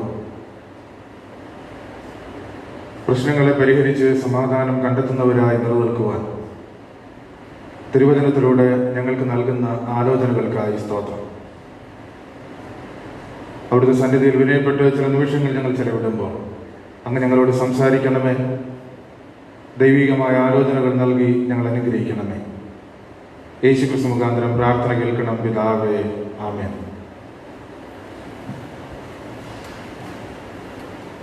ദൈവത്തിൻ്റെ അതിപരിശുദ്ധനാമം വാഴ്ത്തപ്പെടുമാറാകട്ടെ. ഈ അനുഗ്രഹീതമായ പ്രഭാതത്തിൽ ദൈവാലയത്തിലായിരുന്നുകൊണ്ട് സർവശക്തനായ ദൈവത്തെ ആരാധിക്കുവാൻ ലഭ്യമായ അവസരത്തെ ഓർത്ത് ദൈവത്തിന് സ്തോത്രം കരയറ്റുന്നു. ആരാധനയുടെ ഭാഗമായി ദൈവാലയത്തിനുള്ളിലായിരിക്കുന്നവരെയും വിദൂരതയിലായിരുന്നുകൊണ്ട് സാങ്കേതികവിദ്യയുടെ സഹായത്തോടുകൂടി ഈ ആരാധനയുടെ ഭാഗമാകുന്നവരെയും ദൈവവചന ശുശ്രൂഷയിലേക്ക് സ്വാഗതം ചെയ്യുന്നു. വ്യത്യസ്തങ്ങളായ സംഘർഷങ്ങൾ നിറഞ്ഞു നിൽക്കുന്ന ഒരു ലോകത്തിലാണ് നാം ജീവിക്കുന്നത്. ജീവിതത്തിലെ സമസ്ത മേഖലകളിലും സംഘർഷങ്ങൾ ദൃശ്യമാണ്. രാജ്യാന്തര അതിർത്തികൾ സംഘർഷ മേഖലകളായി മാറുന്ന വർത്തമാന പശ്ചാത്തലം കഴിഞ്ഞ ആഴ്ചകളിലെ പത്രമാധ്യമങ്ങളിലെ അല്ലെങ്കിൽ മറ്റു വാർത്താ മാധ്യമങ്ങളിലെ വാർത്തകൾ പരിശോധിച്ചാൽ വ്യത്യസ്തങ്ങളായ രാഷ്ട്രീയ നിലപാടുകളുമായി സംഘർഷത്തിലേക്ക് പോകുന്ന രാഷ്ട്രീയ പാർട്ടികൾ, സഭകളിലേക്ക് കണ്ണോടിച്ചാൽ വിവിധ ഡിനോമിനേഷനുകൾക്കിടയിലെ പലതരത്തിലുള്ള പ്രയാസങ്ങൾ, സഭകൾക്കുള്ളിലെ വലുതും ചെറുതുമായ പ്രശ്നങ്ങൾ, ഇതൊക്കെ തന്നെ സംഘർഷങ്ങളിലേക്ക് വ്യക്തികളെയും സമൂഹങ്ങളെയും കൊണ്ടുപോകുന്ന ഒരു കാലഘട്ടത്തിലാണ് നാം ആയിരിക്കുന്നത്. അതുകൊണ്ട് തന്നെ ദക്ഷിണേന്ത്യ സഭയായി ഇന്ന് നൽകിയിരിക്കുന്ന വിഷയം വളരെയധികം പ്രാധാന്യമുള്ള വിഷയമാണ്. സമാധാനവും സംഘർഷ നിവാരണവും എന്ന വിഷയമാണ് ചിന്തയ്ക്കായി നൽകിയിരിക്കുന്നത്. Peace and conflict resolution. സംഘർഷങ്ങളെ നിവാരണം ചെയ്യുവാനായി, അങ്ങനെ സമാധാനം കണ്ടെത്തുവാനായുള്ള പരിശ്രമം ഒരു ക്രൈസ്തവ വിശ്വാസിയുടെ അടിസ്ഥാന സ്വഭാവ സവിശേഷതയാണ് എന്ന ഓർമ്മപ്പെടുത്തലാണ് ഇന്നത്തെ വേദഭാഗങ്ങളൊക്കെ തന്നെ നമ്മുടെ മുമ്പിൽ വയ്ക്കുന്നത്. യേശുക്രിസ്തു ഗിരിപ്രഭാഷണത്തിൽ ദൈവരാജ്യത്തിന്റെ സന്ദേശത്തിന്റെ ആമുഖമായി പറയുമ്പോൾ ഇങ്ങനെ പറയുന്നു: സമാധാനം ഉണ്ടാക്കുന്നവർ ഭാഗ്യവാന്മാർ, അവർ ദൈവത്തിന്റെ പുത്രന്മാരെന്ന് വിളിക്കപ്പെടും. മത്തായി 5:9. സമാധാനം അനുഭവിക്കുന്നവർ ഭാഗ്യവാന്മാർ, അവർ ദൈവത്തിന്റെ പുത്രന്മാരെന്ന് വിളിക്കപ്പെടും എന്നല്ല യേശു പറഞ്ഞത്. സമാധാനം ഉണ്ടാക്കുന്നവർ ഭാഗ്യവാന്മാർ, അവർ ദൈവത്തിന്റെ പുത്രന്മാരെന്ന് വിളിക്കപ്പെടും. സമാധാനം അനുഭവിക്കുവാൻ താല്പര്യമുള്ളവരാണ് നമ്മളെല്ലാവരും. ജീവിതത്തിലെ പലതരത്തിലുള്ള പ്രയാസങ്ങളിലൂടെ, സമാധാനത്തിന്റെ സാഹചര്യങ്ങളിലൂടെ കടന്നു പോകുമ്പോൾ സമാധാനത്തിനായി താല്പര്യപ്പെടുന്നവരാണ്. എന്നാൽ യേശുക്രിസ്തു പറയുകയാണ്, സമാധാനം ഉണ്ടാക്കുവാനുള്ള പരിശ്രമമാണ് എന്നെയും നിങ്ങളെയും ദൈവമക്കളെന്ന ശ്രേഷ്ഠ പദവിയിലേക്ക് ഉയർത്തുന്നത്. സമാധാനം ഉണ്ടാക്കുവാനുള്ള ബോധപൂർവമായ ഇടപെടലുകളാണ് ദൈവമക്കളെന്ന ശ്രേഷ്ഠ പദവിക്ക് ഓഹരിക്കാരായി മാറുവാൻ തക്കവണ്ണം നമ്മെ സഹായിക്കുന്നത് എന്ന ഓർമ്മപ്പെടുത്തലാണ് യേശുക്രിസ്തു നമ്മുടെ മുമ്പിൽ വയ്ക്കുന്നത്. അങ്ങനെയാണ് എങ്കിൽ സംഘർഷ നിവാരണം എന്നത് ഒരു ക്രൈസ്തവ വിശ്വാസിയുടെ ആത്മീയ ബാധ്യതയായി തീരുന്നു എന്നാണ് ഇന്നത്തെ തിരുവചനം നമ്മെ ഓർമ്മപ്പെടുത്തുന്നത്. പ്രത്യേകിച്ച് ഇന്നത്തെ വിഷയം നമുക്ക് നൽകിയിരിക്കുന്നത്. നാം ഇന്ന് വായിച്ച വേദഭാഗങ്ങളൊക്കെ തന്നെ പലതരത്തിലുള്ള സംഘർഷങ്ങൾക്കിടയിൽ ഇടപെടുന്ന, ദൈവിക നീതി വെളിപ്പെടുത്തുന്ന വ്യക്തികളെക്കുറിച്ച് ഓർമ്മപ്പെടുത്തുന്ന വേദഭാഗങ്ങളാണ്. ഈ വേദഭാഗങ്ങൾ നമ്മോട് ആവശ്യപ്പെടുന്നത് സംഘർഷ നിവാരണത്തിന് വോളണ്ടിയറായി താല്പര്യമെടുക്കുക എന്നുള്ള ആഹ്വാനമാണ് ഈ വേദഭാഗങ്ങൾ നമ്മുടെ മുമ്പിൽ വയ്ക്കുന്നത്. നമ്മെ സമാധാനമുണ്ടാക്കുന്ന പ്രക്രിയയിൽ സമർപ്പിക്കുക എന്നാണ് ഇന്നത്തെ വേദഭാഗങ്ങൾ നമ്മോട് ആവശ്യപ്പെടുന്നത്. സമാധാനമുണ്ടാക്കുന്നതിനായി നാം സന്നദ്ധരാകുക. പഴയ നിയമ വേദഭാഗത്തിൽ അബ്രഹാമും ലോത്തും അവരുടെ ഇടയന്മാർക്കിടയിലെ അസ്വാരസ്യങ്ങളെ പരിഹരിക്കുന്നതിനെ കുറിച്ചാണ് സൂചിപ്പിക്കുന്നത്. പ്രയാസമുണ്ട് എന്ന് അറിവ് കിട്ടുന്ന വേളയിൽ തന്നെ അത് പരിഹരിക്കുവാനായി അബ്രഹാം താല്പര്യപ്പെടുകയാണ്. അവരുടെ ദേശത്ത് നിന്ന് ദൈവത്തിന്റെ ആലോചന കേട്ട് യാത്ര തിരിച്ച വേളയിൽ അവർക്ക് ഇത്രമാത്രം സമ്പത്തോ ആടുമാടുകളോ ഇല്ലായിരുന്നു. യാത്രയിൽ അബ്രഹാമിന് ലഭ്യമായ അരുളപ്പാടിനനുസരിച്ച് അബ്രഹാം യാത്ര തിരിക്കുന്നു. ഇതറിയുന്ന ലോത്തും കൂടെ പോകുവാനായി താല്പര്യം കാട്ടുന്നു. ആ യാത്രയിൽ ദൈവഭയത്തോടുകൂടി അവർ മുന്നോട്ട് പോയത് കൊണ്ട് തന്നെ എല്ലാ മേഖലകളിലും അവർ അനുഗ്രഹിക്കപ്പെട്ടവരായി തീരുന്നു. അവരുടെ സമ്പത്ത് വർദ്ധിച്ചു, കന്നുകാലികൾ വർദ്ധിച്ചു. ദേശത്തിന് അവരെ ഉൾക്കൊള്ളുവാൻ കഴിയുന്നില്ല, അവർക്ക് ഒന്നിച്ച് പാർക്കുവാൻ പോലും കഴിയുന്നില്ല എന്നുള്ളതാണ് ഉൽപ്പത്തി പുസ്തകം 13-ാം അധ്യായം 6-ാം വാക്യം വായിക്കുമ്പോൾ നമുക്ക് മനസ്സിലാക്കുവാനായി കഴിയുന്നു. അവിടെ ഇടയന്മാർക്കിടയിൽ പ്രശ്നമുണ്ടാകുമ്പോൾ അത് തങ്ങൾക്കിടയിൽ പ്രശ്നമാകരുത് എന്ന ചിന്തയാൽ ഇടപെടുന്ന അബ്രഹാമിനെയാണ് കാണുന്നത്. നാളെ ഉണ്ടാകുവാൻ സാധ്യതയുള്ള ഒരു പ്രതിസന്ധിയെ മുൻകൂട്ടി കാണുവാൻ അബ്രഹാമിന് കഴിയുന്നു എന്നുള്ളതാണ് അബ്രഹാമിനെ ദൈവ മകനാകുവാൻ തക്കവണ്ണം സഹായകരമാക്കി തീർക്കുന്നത്. നാളെ ഉണ്ടാകുവാൻ സാധ്യതയുള്ള ഒരു പ്രതിസന്ധിയെ മുൻകൂട്ടി കണ്ട് ഇല്ലായ്മ ചെയ്യുവാനായി ഇടപെടുന്ന അബ്രഹാമാണ്. ഇന്ന് ഇടയന്മാർക്കിടയിലാണ് പ്രശ്നം. നാളെ അത് സഹോദരങ്ങൾക്കിടയിൽ, കുടുംബത്തിൽ ഉണ്ടാകുവാൻ സാധ്യതയുണ്ട് എന്നറിയുന്ന അബ്രഹാം അതിനുവേണ്ടി താല്പര്യം കാട്ടുകയാണ്. സുവിശേഷ വേദഭാഗത്തിൽ യേശുക്രിസ്തു പറഞ്ഞ ഒരു ഉപമയാണ്, മനോഹരമായൊരു ഉപമ, സ്വർഗരാജ്യത്തെ പ്രതി പഠിപ്പിക്കുന്ന ഒരു ഉപമ. അവിടെ ഒരു വീട്ടുടയവനാണ്. സംഘർഷങ്ങളുടെ മധ്യയായിരിക്കുന്ന ഒരു സമൂഹത്തിൻ്റെ സംഘർഷം മാറ്റുവാനായി, സമാധാനം നൽകുവാനായി പരിശ്രമിക്കുകയാണ്. കാരണം യേശുക്രിസ്തു ഈ കഥ പറയുമ്പോൾ ദൈവരാജ്യത്തെ ഉപമിച്ചുകൊണ്ട് പറയുമ്പോൾ അവിടെ ആ സമൂഹത്തിൽ കേൾവിക്കാരായിരുന്ന ആളുകൾ പാർക്കുന്ന അല്ലെങ്കിൽ അവർ അനുഭവിക്കുന്ന ചില കഷ്ടതകളുണ്ട്. തൊഴിൽ രഹിതരായി തീരുന്ന അനേകം ചെറുപ്പക്കാർ, സാമ്പത്തികമായി തകർച്ചകളിലേക്ക് വീഴുന്ന അനേകം വ്യക്തികൾ, അങ്ങനെ പലതരത്തിലും അസംതൃപ്തരായ വലിയൊരു സമൂഹമുള്ള ഒരു പശ്ചാത്തലത്തിലാണ് യേശു ഈ കഥ പറയുന്നത്. 1-ാം നൂറ്റാണ്ടിലെ പാലസ്തീനിലെ ജനജീവിതം പല മേഖലകളിലും സംഘർഷഭരിതമായിരുന്നു എന്ന് കാണുവാൻ കഴിയും. ആ ഒരു പശ്ചാത്തലത്തിൽ യേശുക്രിസ്തു പറഞ്ഞ ഈ കഥ പഠിക്കുമ്പോൾ അവിടെ ഒരു യജമാനൻ സംഘർഷ നിവാരണത്തിനായി ഇറങ്ങി പുറപ്പെടുകയാണ്. വഴിയരികിൽ തൊഴിൽ രഹിതരായി നിൽക്കുന്ന അനേകം ചെറുപ്പക്കാരുടെ അടുക്കിലേക്കാണ് ആ യജമാനൻ കടന്നു പോകുന്നത്. ഒരുപക്ഷെ സ്വാഭാവികമായും അദ്ദേഹത്തിന് ലഭ്യമായ സമ്പത്ത് അദ്ദേഹത്തിന് അനുഭവിക്കാനുള്ളതാണ്, അദ്ദേഹത്തിന്റെ തലമുറകൾക്ക് പകർന്നു നൽകുവാനുള്ളതാണ്, അല്ലെങ്കിൽ അത് തൻ്റെ സുഖത്തിന് വേണ്ടി, തൻ്റെ നന്മയ്ക്ക് വേണ്ടി, തൻ്റെ കുടുംബത്തിന്റെ വളർച്ചയ്ക്ക് വേണ്ടി ചെലവിടേണ്ടുന്നതാണ്. എന്നാൽ ആ വ്യക്തി നിരത്തിലേക്ക് ഇറങ്ങിപ്പോകുന്നു. എല്ലാ ഇടങ്ങളിലും എല്ലാ സമയങ്ങളിലുമായിരിക്കുന്ന ആളുകളെ തൻ്റെ തോട്ടത്തിലേക്ക് ക്ഷണിക്കുകയാണ്. തൻ്റെ സമ്പത്ത്, തൻ്റെ കയ്യിലുള്ള ധനം, അത് മറ്റുള്ളവരുടെ പ്രയാസങ്ങൾക്ക് പരിഹാരമായി തീരുമെങ്കിൽ അതിന് കഴിയട്ടെ എന്നുള്ള താല്പര്യത്തോടുകൂടി ഇടപെടുന്ന ഒരു വ്യക്തി. വഴിയരികിൽ തൊഴിൽ രഹിതനായി നിൽക്കുന്നവന്റെ മനസ്സിലെ സംഘർഷങ്ങളെ കാണുവാൻ തക്കവണ്ണം താല്പര്യം കാട്ടുന്ന ഒരു വ്യക്തി. അങ്ങനെ ആ മനുഷ്യൻ മുന്നിട്ടിറങ്ങുന്നതായിട്ടാണ് കാണുന്നത്. ലേഖനവേദഭാഗത്തിൽ നാം കാണുന്നത് ക്രിസ്തു ശിഷ്യന്മാർ സഭയ്ക്കുള്ളിലെ സംഘർഷത്തെ, പ്രതിസന്ധിയെ പരിഹരിക്കുവാനായി താല്പര്യം കാട്ടുന്നതാണ്. യവനന്മാരായിട്ടുള്ള വിശ്വാസികളുടെ കൂട്ടത്തിലുള്ള വിധവമാരെ എബ്രായർ അല്ലെങ്കിൽ യഹൂദന്മാരായിട്ടുള്ള ആളുകൾ അംഗീകരിക്കുന്നില്ല എന്നൊരു പ്രയാസം സഭയ്ക്കുള്ളിൽ ഉണ്ടാകുകയാണ്. 1-ാം നൂറ്റാണ്ടിലെ പശ്ചാത്തലം നമുക്കറിയാം. ക്രിസ്തുവിന്റെ 2-ാം വരവ് ആസന്നമാണെന്നുള്ള ചിന്തയിൽ വിശ്വാസത്തിലേക്ക് കടന്നു വന്ന, ക്രിസ്തീയ വിശ്വാസത്തിലേക്ക് കടന്നു വന്ന എല്ലാവരും അവരുടെ വസ്തുവകകൾ വിറ്റ് അപ്പോസ്തലന്മാരുടെ അടുക്കൽ കൊണ്ടുവരിക പതിവായിരുന്നു. അപ്പോൾ ഒരാൾ ക്രിസ്തീയ വിശ്വാസത്തിലാകുമ്പോൾ അവർ ആദ്യം ചെയ്യുന്നത് അതുവരെയും അവർ ആർജിച്ച സ്വത്ത് പൊതു സ്വത്തായി മാറ്റുന്ന പ്രവർത്തനത്തിന്റെ ഭാഗമായി അപ്പോസ്തലന്മാരുടെ അടുക്കലേക്ക് കൊണ്ടുവരും. ക്രിസ്തുവിന്റെ 2-ാം വരവ് ആസന്നമാണ് എന്ന ചിന്തയിലായിരുന്നു ഈ ഒരു പ്രവർത്തനത്തിൽ അവർ ഏർപ്പെട്ടത്. അപ്പോസ്തലന്മാർ എല്ലാവരുടെയും ആവശ്യത്തിന് സഹായകരമായ രീതിയിൽ ഈ സ്വത്തിനെ പങ്കുവെച്ചു കൊടുക്കും. അപ്പോൾ ഭക്ഷണം ഒരുമിച്ചാണ്, അവരുടെ എല്ലാ ജീവിത സാഹചര്യങ്ങൾക്ക് വേണ്ടിയുമുള്ള, ജീവിത ആവശ്യങ്ങൾക്ക് വേണ്ടിയുള്ള ചെലവ് പൊതുവിലായിരുന്നു ക്രമീകരിച്ചിരുന്നത്. അപ്പോൾ അവിടെ ഒരു പ്രയാസം ഉണ്ടാകുകയാണ്. യവന പശ്ചാത്തലത്തിലുള്ള വിധവമാരായിട്ടുള്ള സ്ത്രീകൾക്ക് അവർക്ക് ഭക്ഷണ സാധനങ്ങൾ നൽകുന്നതിൽ വിവേചനമുണ്ടാകുന്നു എന്നൊരു പ്രയാസം യവനന്മാരായിട്ടുള്ള ആളുകൾ ഉയർത്തുകയാണ്. യഹൂദന്മാരായിട്ടുള്ള ആളുകൾ അല്ലെങ്കിൽ യഹൂദ പശ്ചാത്തലത്തിൽ വന്ന ആളുകളാണ് ഈ കാര്യങ്ങൾ ക്രമീകരിക്കുന്നത്.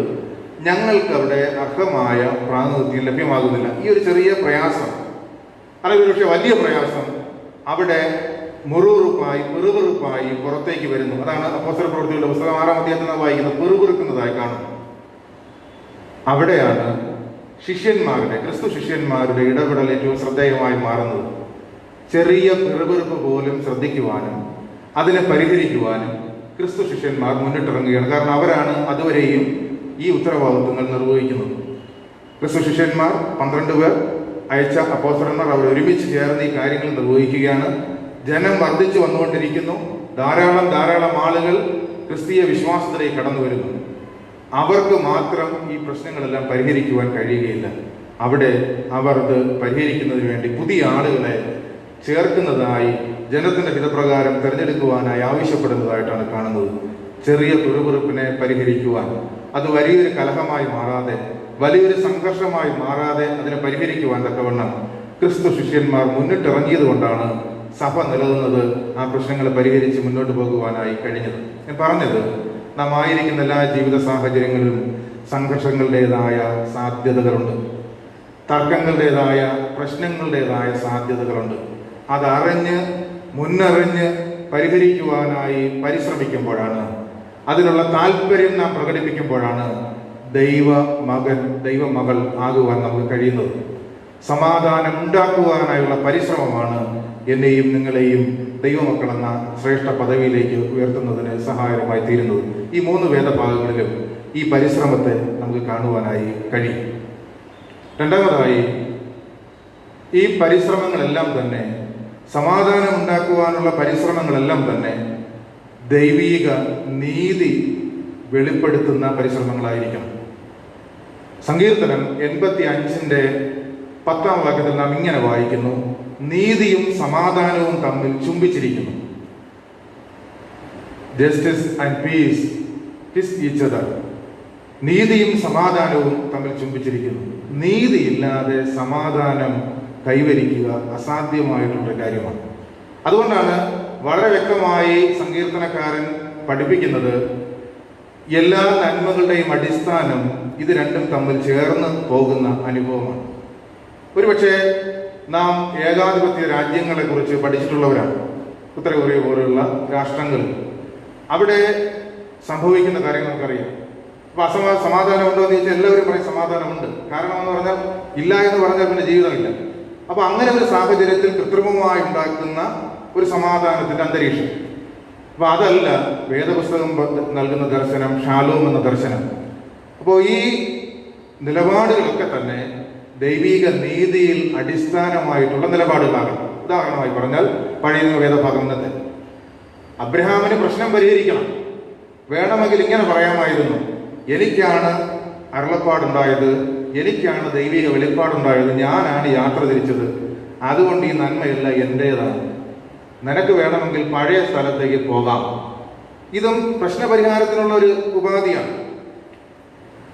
പ്രശ്നം പരിഹരിക്കണം, നമുക്കിനി ഒരുമിച്ച് പാർക്കാൻ കഴിയുകയില്ല, നീ ഒരു കാര്യം ചെയ്യ്, നിന്റെ വീട്ടിലേക്ക് അല്ലെങ്കിൽ നമ്മുടെ പിതൃദേശത്തേക്ക് പോകുക, ഈ അനുഗ്രഹങ്ങളെല്ലാം എൻ്റേതാണ്. സ്വാഭാവികമായും ഇങ്ങനെ ഒരു സ്റ്റാൻഡ് അബ്രഹാം എടുത്തിരുന്നുവെങ്കിൽ എന്ത് സംഭവിക്കുമായിരുന്നു? തൊട്ടടുത്ത് അവിടെ പ്രതിസന്ധി രൂക്ഷമാകുമായിരുന്നു. എന്നാൽ അബ്രഹാം എന്ന ദൈവഭക്തനായ മനുഷ്യൻ അവിടെ എടുക്കുന്ന സ്റ്റാൻഡ് ശ്രദ്ധേയമാണ്. തിരഞ്ഞെടുക്കുവാനുള്ള ആദ്യ അവസരം തൻ്റെ പങ്കാളിക്ക് വിട്ടു നൽകുവാൻ തക്കവണ്ണം അബ്രഹാം പരിശ്രമിക്കുകയാണ്.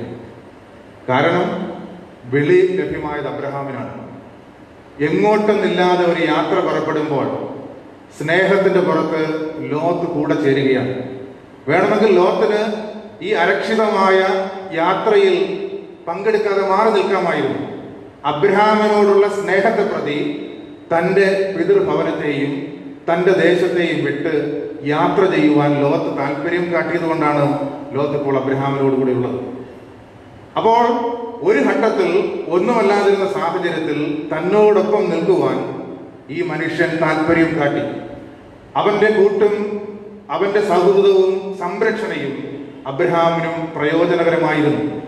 ദൈവം അബ്രഹാമിനെ അനുഗ്രഹിച്ചപ്പോൾ ലോത്തിനെയും അനുഗ്രഹിച്ചു. അതുകൊണ്ട് തന്നെ നീതിബോധത്തോടുകൂടി സ്വത്ത് പങ്കുവെച്ച് പിരിയുവാനായി അബ്രഹാം താല്പര്യം കാട്ടുകയാണ്. ഇതെല്ലാം എൻ്റേത് മാത്രമല്ല, അവനും കൂടി അർഹതപ്പെട്ടതാണ് എന്ന ബോധ്യത്തിൽ നിന്നുകൊണ്ടാണ് അബ്രഹാം ലോത്തിനോട് പ്രശ്നപരിഹാരത്തിനായി സംസാരം ആരംഭിക്കുന്നത്. ലോത്തിനോട് പറയുകയാണ്, നീ തിരഞ്ഞെടുക്കുക, നിനക്കിഷ്ടമുള്ള പ്രദേശം നീ തിരഞ്ഞെടുക്കുക, നമ്മൾ സഹോദരങ്ങളാണ്, നമ്മൾ വഴിയിൽ തർക്കിച്ച് പിരിയേണ്ടുന്നവരല്ല എന്ന് അവിടെ ഓർമ്മപ്പെടുത്തുകയാണ്. ആ നീതിബോധത്തിൽ നിന്നുകൊണ്ടാണ് അബ്രഹാം പ്രശ്നപരിഹാരത്തിനായി ഇടപെടുന്നത്. സുവിശേഷ വേദഭാഗത്തിലേക്ക് കടന്നു വരുമ്പോൾ അവിടെ രാവിലെ ജോലിക്ക് വന്നവരുണ്ട്, 9 മണിക്ക് വന്നവരുണ്ട്, ഇങ്ങനെ പല ഘട്ടങ്ങളിലായി വന്നവരുണ്ട്. 3-ാം മണി നേരത്തും 9-ാം മണി നേരത്തും 11-ാം മണി നേരത്തും വന്നവരുണ്ട്. യജമാനൻ അവിടെ കൂലി കൊടുക്കുവാനായി വൈകുന്നേരം അവരെ വിളിക്കുകയാണ്. എല്ലാവർക്കും ഒരേ കൂലി നൽകുവാനായിട്ടാണ് ആവശ്യപ്പെടുന്നത്. യജമാനൻ കാര്യവിചാരണകളോട് ആവശ്യപ്പെടുന്നത്. അവിടെ രാവിലെ മുതൽ 5 മണി വരെ അല്ലെങ്കിൽ 11 മണി വരെ 11-ാം മണി നേരം വരെ വഴിയരികിൽ നിന്ന മനുഷ്യനും 1 മണിക്കൂർ അധ്വാനം കഴിഞ്ഞ് 1 വെള്ളി നാണയം നൽകുകയാണ്. രാവിലെ മുതൽ വന്ന് അധ്വാനിച്ച മനുഷ്യനും 1 നാണയം നൽകുകയാണ്. കാരണം ഈ 2 വ്യക്തികളുടെയും കുടുംബങ്ങൾക്ക് ജീവിത സാഹചര്യങ്ങളെ മുന്നോട്ട് ക്രമീകരിക്കണമെങ്കിൽ, ജീവിതത്തെ മുന്നോട്ട് ക്രമീകരിക്കണമെങ്കിൽ സമ്പത്ത് ആവശ്യമാണ് എന്ന തിരിച്ചറിവ് ഈ യജമാനൻ ഉണ്ടാകുകയാണ്. പിന്നത്തേതിൽ വന്ന ആളിന് വേണമെങ്കിൽ കുറച്ച് തുക കൊടുത്താൽ മതി. കാരണം രാവിലെ മുതൽ വന്ന ആളിനോട് പറഞ്ഞിരിക്കുന്നത് ഒരു നാണയമാണ്. അങ്ങനെയാണ് എങ്കിൽ പകുതി സമയം വേല ചെയ്തവന് പകുതി കൊടുത്താൽ മതി. 4-1 ചെയ്തവന് 4-1 കൊടുത്താൽ മതി. 10-1 ചെയ്തവന് 10-1 കൊടുത്താൽ മതി, നമ്മുടെ ഒരു ലോജിക്ക് അനുസരിച്ച്. എന്നാൽ ഈ യജമാനൻ, യേശുക്രിസ്തു പറഞ്ഞ കഥയിലെ യജമാനൻ, തൻ്റെ മുന്നിൽ നിൽക്കുന്ന വ്യക്തിയുടെ ജീവിത സന്ധാരണത്തിനായി, അവൻ്റെ ജീവൻ നിലനിർത്തുന്നതിനായി കൂലി നൽകുവാനായി ആഗ്രഹിക്കുകയാണ്. ഒരുപക്ഷെ ഒരു വലിയ ചലഞ്ചിങ് ആയിട്ടുള്ള ഒരു ആലോചനയാണ് ഈ ടെക്സ്റ്റ് അല്ലെങ്കിൽ ഈ വ്യക്തി നമ്മുടെ മുമ്പിൽ വയ്ക്കുന്നത്.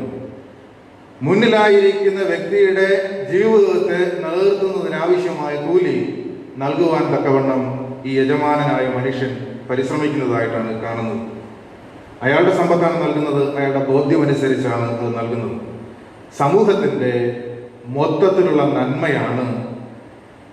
നന്മ ഉറപ്പാക്കുന്നതിലൂടെ മാത്രമേ തനിക്കും നന്മയുണ്ടാകൂ എന്നുള്ള കാര്യമാണ് ഈ യജമാനൻ തെളിയിക്കുന്നത്. തൻ്റെ പരിസരത്തുള്ള, തൻ്റെ ചുറ്റുപാടിലുമുള്ള വ്യക്തികളുടെ വളർച്ച, അവരുടെ നന്മ, അത് എൻ്റെയും കൂടി നന്മയാണ് എന്ന അടിസ്ഥാന പ്രമാണമാണ് ഈ മനുഷ്യനെ ഇതിനായി പ്രചോദിപ്പിക്കുന്നത്.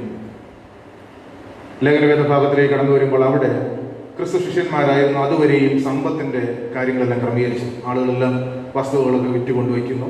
യേശുവിൻ്റെ 12 ശിഷ്യന്മാർ 11, പിന്നെ അവർ പുതുതായി കണ്ടെത്തിയ ശിഷ്യനുമൊക്കെ കൂടി ചേർന്ന് ഇത് പങ്കുവെച്ചു കൊടുക്കുന്നു. അപ്പോൾ നമുക്കറിയാം, ഈ അധികാരം ഉള്ള സ്ഥലത്തേക്ക് ആളുകളുടെ ശ്രദ്ധയുണ്ടാകും. അതെല്ലാ കാലഘട്ടത്തിലും അങ്ങനെയാണ്. അപ്പോൾ യേശുക്രിസ്തുവിൻ്റെ ശിഷ്യന്മാർ ചെയ്യുന്ന അത്ഭുതങ്ങൾ, അടയാളങ്ങൾ, ഇതൊക്കെ തന്നെ അവരെ സമൂഹത്തിൻ്റെ ശ്രദ്ധാ കേന്ദ്രങ്ങളാക്കി മാറ്റുകയാണ്.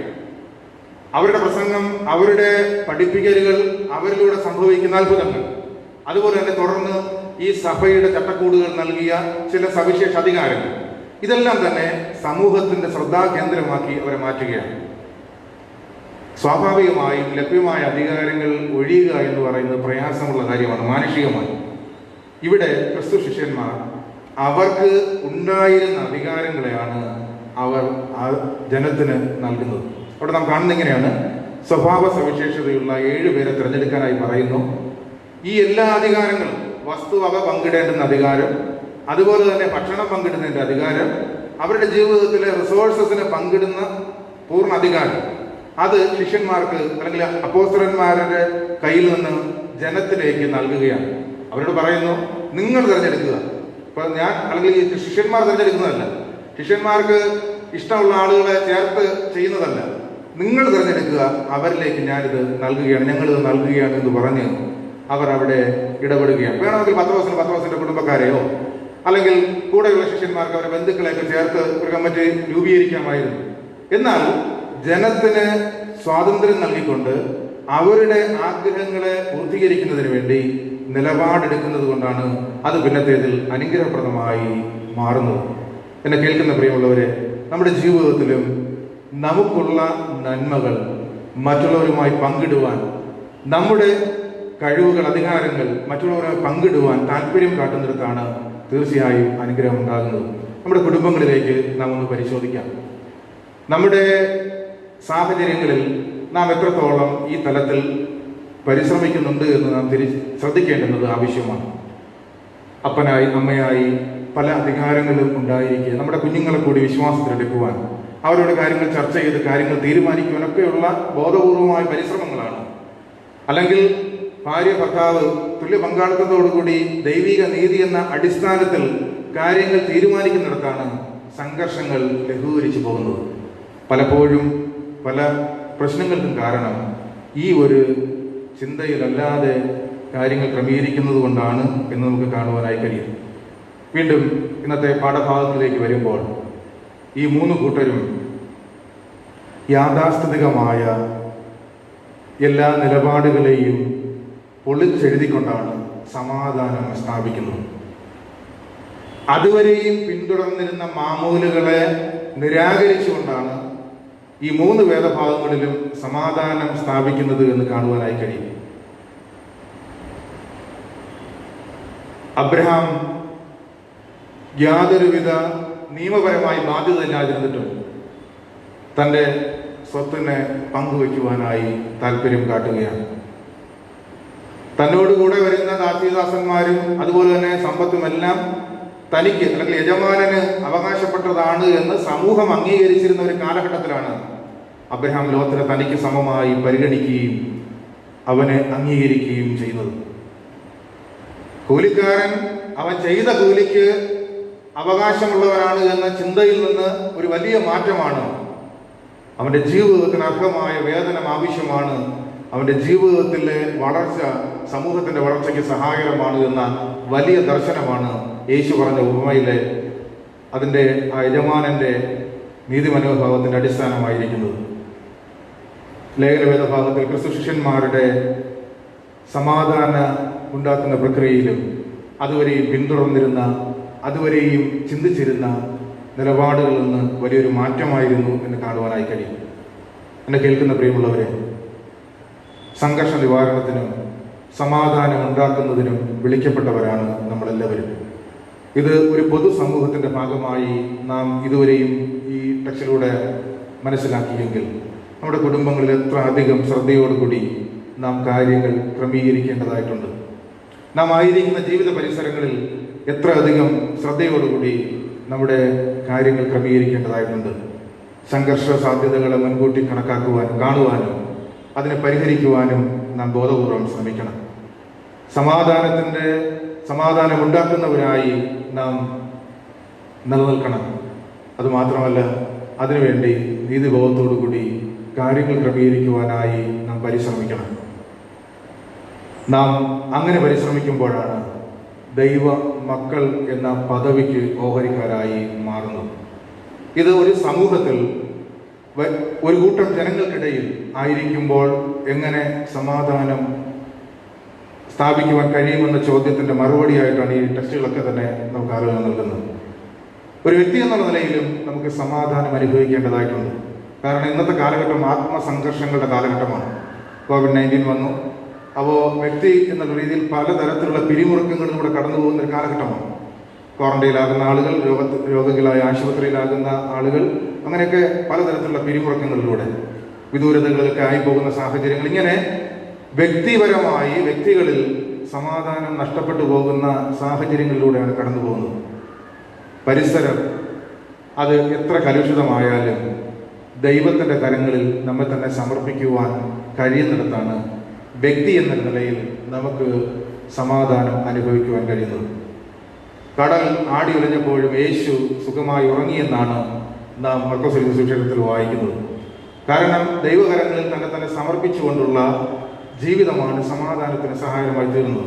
അവനെ ക്രൂശിക്കുക എന്ന് എല്ലാവരും ആർത്തു വിളിക്കുമ്പോഴും സംതൃപ്തിയോടുകൂടി ദൈവഹിതത്തിനായി തന്നെ സമർപ്പിക്കുവാൻ യേശുവിന് കഴിയുന്നു. അതാണ് സമാധാനം. കൂടെ നിന്നവരും കൂടെ ഉണ്ടായിരുന്നവരും ശിഷ്യന്മാരും ഒക്കെ തള്ളിപ്പറഞ്ഞു പോകുമ്പോഴും നന്മ പങ്കിട്ട തിന്നു തൃപ്തരായ പുരുഷാരും എതിർത്ത് ആക്രോശിക്കുമ്പോഴും കർത്താവേ, നിന്റെ ഹിതം നടപ്പാകണമെന്ന് പ്രാർത്ഥിക്കുവാനുള്ള കഴിവാണ് സമാധാനത്തിൻ്റെ പാരമ്യം എന്ന് പറയുന്നത്. ഇപ്രകാരം ഒരു കഥ വായിച്ചിട്ടുണ്ട്. ഒരു കർഷകൻ ഒരിടത്ത് ജീവിച്ചിരുന്നു. ആ കർഷകന് ഒരു മകനുണ്ടായിരുന്നു. കാർഷിക മേഖലയിൽ അദ്ദേഹത്തിന് ധാരാളം മൃഗങ്ങളുണ്ടായിരുന്നു. അദ്ദേഹത്തിന് ഏറ്റവും താല്പര്യമുള്ളൊരു കുതിരയുണ്ടായിരുന്നു. ആ കുതിര ഒരു ദിവസം ആ വീട്ടിൽ നിന്ന് ഓടിപ്പോയി. അയൽക്കാരൻ വന്ന് പറഞ്ഞു, നല്ല ഓമനിച്ച് വളർത്തിയ കുതിരയാണ്, എന്നാലും അത് നിന്നെ ഉപേക്ഷിച്ച് പോയല്ലോ, കഷ്ടം തന്നെ. ആ യജമാനൻ അല്ലെങ്കിൽ കർഷകൻ എന്നൊരു മൂളൽ മാത്രം നൽകി. 2-3 ദിവസം കഴിഞ്ഞപ്പോൾ ഈ കുതിര കുറെ കാട്ടുകുതിരകളുമായി തിരികെ വന്നു, അല്ലെങ്കിൽ മറ്റു കുതിരകളുമായി തിരികെ അത് വന്നു. ഇത് കണ്ട് അയൽക്കാരൻ വീണ്ടും വന്നു. ഇപ്പോൾ ഭാഗ്യം തന്നെ, ഒന്ന് പോയി പലതിനെയും കൊണ്ടുവന്നു. അങ്ങനെ ഭാഗ്യമാണ് എന്ന് പറഞ്ഞ് സന്തോഷത്തോടു കൂടി തൻ്റെ അഭിപ്രായം പറഞ്ഞു. അപ്പോഴും കർഷകൻ പറഞ്ഞു എന്ന് പറഞ്ഞ് നിർത്തി. അപ്പോൾ പുതുതായി വന്ന കുതിരയെ ഈ കർഷകന്റെ മകൻ ട്രെയിൻ ചെയ്യിക്കുകയായിരുന്നു. ഒരു കാട്ടിൽ നിന്ന് വന്ന കുതിര ആയതുകൊണ്ട് തന്നെ ട്രെയിനിങ് ആവശ്യമാണ്. ട്രെയിൻ ചെയ്യിക്കുകയാണ്. അപ്പോൾ ട്രെയിൻ ചെയ്യിക്കുന്നതിൻ്റെ ഇടയിൽ കുതിര തൊഴിച്ചപ്പോൾ ഈ പയ്യൻ്റെ കാല് പൊട്ടി. അപ്പോൾ വീണ്ടും പിറ്റേന്ന് ഈ അയൽക്കാരൻ വന്ന് പറഞ്ഞു, ഇപ്പോൾ കഷ്ടം തന്നെ, കുതിര വന്നതിന് സന്തോഷമായിരുന്നു, ഇത് ഇപ്പം കാലൊടിഞ്ഞ് കിടക്കുന്നു. അതിന് പിറ്റേന്ന് ആ രാജ്യത്തിൽ പട്ടാളത്തിൽ നിർബന്ധ സേവനത്തിനായി ആളുകളെ, യുവാക്കളെ ചേർക്കുന്നതിന് വേണ്ടി ആളുകളെ ചേർക്കുന്ന ഉദ്യോഗസ്ഥൻ കടന്നു വന്നു. ഈ വീട്ടിലും വന്നു, ആളുകളൊക്കെ നോക്കി. അപ്പോൾ കാലൊടിഞ്ഞ് കിടക്കുന്നതുകൊണ്ട് അയാളെ ഒഴിവാക്കി കടന്നുപോയി. അടുത്ത അയൽക്കാരുടെ വീട്ടിലുള്ള മകനെയും അതിൽ ചേർത്ത് കൊണ്ടുപോയി. അയൽക്കാരൻ വന്ന് പറഞ്ഞു, ഭാഗ്യം തൻ്റെ കാലൊടിഞ്ഞത്. അപ്പോൾ അതിനും ഈ മനുഷ്യൻ എന്ന് മൂളുകയുണ്ട്. ഞാൻ പറഞ്ഞു വന്നത് ഒരു സീരീസാണ്. ഓരോ ദിവസവും പുതിയ പുതിയ സംഭവങ്ങൾ ഉണ്ടാകുന്നു. ഭാഗ്യം, നിർഭാഗ്യം, ഭാഗ്യം, നിർഭാഗ്യം, ഇങ്ങനെയൊക്കെ പലരും പല രീതിയിൽ അതിനെ വ്യാഖ്യാനിക്കുന്നു. എന്നാൽ ഈ മനുഷ്യൻ ഒരു ചെറിയ മൂളലിൽ ആ കാര്യം അവസാനിപ്പിക്കുകയാണ്.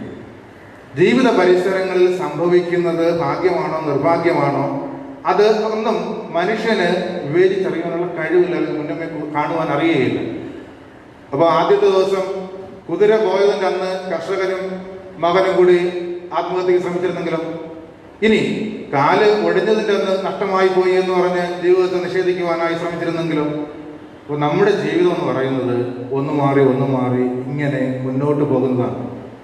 ഇതിൻ്റെ എല്ലാത്തിൻ്റെയും അവസാനം അത് ക്രിസ്തുവിൻ്റെ മുമ്പാകെ നാം നിൽക്കുന്ന വേളയിലെ മനസ്സിലാക്കുവാനായി കഴിയുകയുള്ളൂ. മനുഷ്യ ജീവിതം ഇങ്ങനെ മുന്നോട്ട് പോയിക്കൊണ്ടേയിരിക്കും. ഈ സാഹചര്യങ്ങളിൽ നാം തകർന്നു പോകുവാൻ പാടില്ല. ദൈവത്തിൽ പരമേൽപ്പിച്ചുകൊണ്ട് സമാധാനം കണ്ടെത്തുവാനായി നമുക്ക് കഴിയണം. നമ്മുടെ ജീവിതത്തിൽ വന്നു ഭവിക്കുന്ന സാഹചര്യങ്ങളല്ല നമ്മുടെ സമാധാനത്തെ നിശ്ചയിക്കേണ്ടുന്നത്, മറിച്ച് ദൈവത്തിലുള്ള നമ്മുടെ ആശ്രയമാണ്. അങ്ങനെ മുന്നോട്ട് പോകുന്ന ഒരു വ്യക്തിക്ക് മാത്രമേ വ്യക്തിപരമായി സമാധാനം അനുഭവിക്കുവാൻ കഴിയുകയുള്ളൂ. എന്നെ കേൾക്കുന്ന പ്രിയമുള്ളവരെ, നമ്മുടെ ജീവിതത്തിൽ ആന്തരിക സമാധാനം അത് നൽകുന്നത് ദൈവമാണ് എന്ന ബോധ്യത്തോടുകൂടി പരിസരങ്ങളിൽ എന്ത് തന്നെ സംഭവിച്ചാലും ആ ദൈവ കൃപയിൽ ആശ്രയിച്ചുകൊണ്ട് നിലനിൽക്കുമെന്നുള്ള വിശ്വാസത്തോടുകൂടി മുന്നോട്ട് പോകുമ്പോൾ വ്യക്തിപരമായി സമാധാനം അനുഭവിക്കുവാൻ കഴിയും. അതുപോലെ തന്നെ നാം അനുഭവിക്കുന്ന സമാധാനം സമൂഹത്തിൽ ലഭ്യമാകണമെന്നുള്ള പരിശ്രമം നമുക്കുണ്ടാകണം. ആ പരിശ്രമത്തിൻ്റെ ഭാഗമായിട്ടാണ് ആദ്യ ഭാഗത്ത് ഞാൻ പറഞ്ഞ എല്ലാ കാര്യങ്ങളും നാം ചെയ്യുന്നത്. വ്യക്തിപരമായി സമാധാനം അനുഭവിക്കുകയും സമൂഹത്തിൽ സമാധാനം വരുത്തുവാനായി പരിശ്രമിക്കുകയും ചെയ്യുമ്പോൾ ദൈവമക്കൾ എന്ന പേരിന് യഥാർത്ഥമായി നാം യോഗ്യരായിത്തീരും. സർവശക്തനായ ദൈവം ദൈവമക്കളാകുവാൻ തക്കവണ്ണം നമ്മെ സഹായിക്കുമാറാകട്ടെ. ആമേൻ. നമുക്ക് എല്ലാവർക്കും എഴുന്നേറ്റ് നിന്ന് 212 പാട്ടിൻ്റെ ഒന്നും അവസാനത്തെയും ചരണങ്ങൾ പാടി പ്രാർത്ഥനയോട് ആശീർവാദത്തോടും കിടന്നില്ല. 212.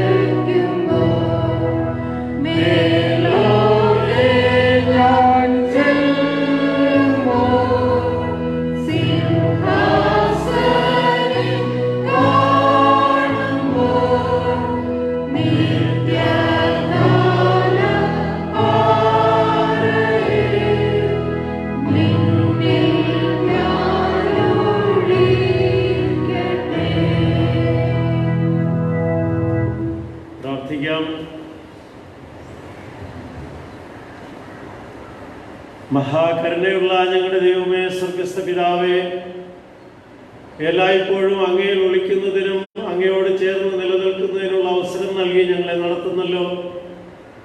അവിടുത്തെ സമാധാനം ഞങ്ങൾക്ക് നൽകി ഞങ്ങളെ ഈ ലോകത്തിൽ ജീവിക്കുന്നതിന് പ്രാപ്തിയുള്ളവരാക്കി തീർക്കുന്നു. അങ്ങയിൽ ആശ്രയിച്ച് സമാധാനം കണ്ടെത്തുവാൻ ജീവിത അവസ്ഥകളിലെല്ലാം അവിടുന്ന് നൽകുന്ന ഓരോ മുഖാന്തരങ്ങളാണ് എന്ന് ചിന്തിപ്പാൻ അവിടുന്ന് ഞങ്ങളെ കേൾപ്പിച്ച കൃപകൾക്കായി സ്തോത്രം. പ്രക്ഷുബ്ധമായിരിക്കുന്ന അന്തരീക്ഷത്തിലും ജീവിതത്തിൽ സമചിത്തതയോടെ മുന്നോട്ട് പോകുന്നതിന് അവിടുത്തെ വചനം ഞങ്ങളെ പഠിപ്പിക്കുന്നല്ലോ. സമാധാനം ഉണ്ടാക്കുന്നവരായി ഈ ലോകത്തിൽ ജീവിപ്പാൻ ഞങ്ങളെ അവിടുന്ന് പ്രാപ്തിയുള്ളവരാക്കി തീർക്കണമേ. ഞങ്ങളുടെ ജീവിതത്തിൻ്റെ സന്ധാരണത്തിന് ആവശ്യമായ വഴികൾ അവിടുന്ന് എല്ലായ്പ്പോഴും നൽകി ഞങ്ങളെ നിലനിർത്തുന്നു. അതിനാൽ സ്തോത്രം ചെയ്യുന്നു. അത് ഓർത്ത് എല്ലായ്പ്പോഴും അങ്ങയിൽ ആശ്രയിപ്പാനും അവിടുത്തെ ദൃഹിതമനുസരിച്ച് ഞങ്ങൾ പ്രവർത്തിക്കുന്നതിൽ എപ്പോഴും താല്പര്യം കാണിക്കുന്നവരായി തീരുവാനും അവിടുന്ന് സഹായിക്കണമേ. അങ്ങനെ ഞങ്ങളെ നടത്തുകയും നിലനിർത്തുകയും ചെയ്യണം. സമാധാനം ഉണ്ടാക്കുന്നവർ ഭാഗ്യവാന്മാർ, അവർ ദൈവത്തിൻ്റെ പുത്രന്മാരെന്ന് വിളിക്കപ്പെടുമെന്ന് അവിടുന്ന് ഞങ്ങളെ പഠിപ്പിക്കുമ്പോൾ ഞങ്ങളുടെ സമൂഹത്തിലും ഞങ്ങളുടെ കുടുംബങ്ങളിലും വ്യക്തിപരമായ ജീവിതത്തിൽ എല്ലായ്പ്പോഴും അവിടുത്തെ സമാധാനത്തിൽ ഞങ്ങൾ നിലനിൽക്കുന്നതിനും സമാധാനം സ്ഥാപിക്കുന്നതിൽ പങ്കാളികളായി തീരുന്നതിനും അവിടുത്തെ തിരുകൃപയിൽ ഞങ്ങളെ നിലനിർത്തണമെന്ന് ഞങ്ങൾ പ്രാർത്ഥിക്കുന്നു. ആവശ്യമായ അനുഗ്രഹങ്ങളാൽ ഞങ്ങളെ നിറച്ച് മുന്നോട്ട് നയിക്കണമേ. യേശുമശിഹ മൂലം ഞങ്ങളുടെ പ്രാർത്ഥന ദയാപൂർവം കേൾക്കണമേ. ആമേൻ. ആശീർവാദം നമ്മുടെ കർത്താവും രക്ഷിതാവുമായ യേശുക്രിസ്തുവിന്റെ കൃപയും പിതാവായ ദൈവത്തിന്റെ സ്നേഹവും ആശ്വസിപ്പിച്ച് വഴി നടത്തുന്ന പരിശുദ്ധാത്മാവിന്റെ ദിവ്യമായ സംസർഗവും കൂട്ടായ്മയും നമ്മുടെ ഇടയിലുണ്ടായ നമ്മോടെല്ലാവരോടും ഇന്നു മുതൽ എന്നേക്കും കാലാവസാനം കൂടാതിരിക്കുമാറാകട്ടെ. ആമേൻ.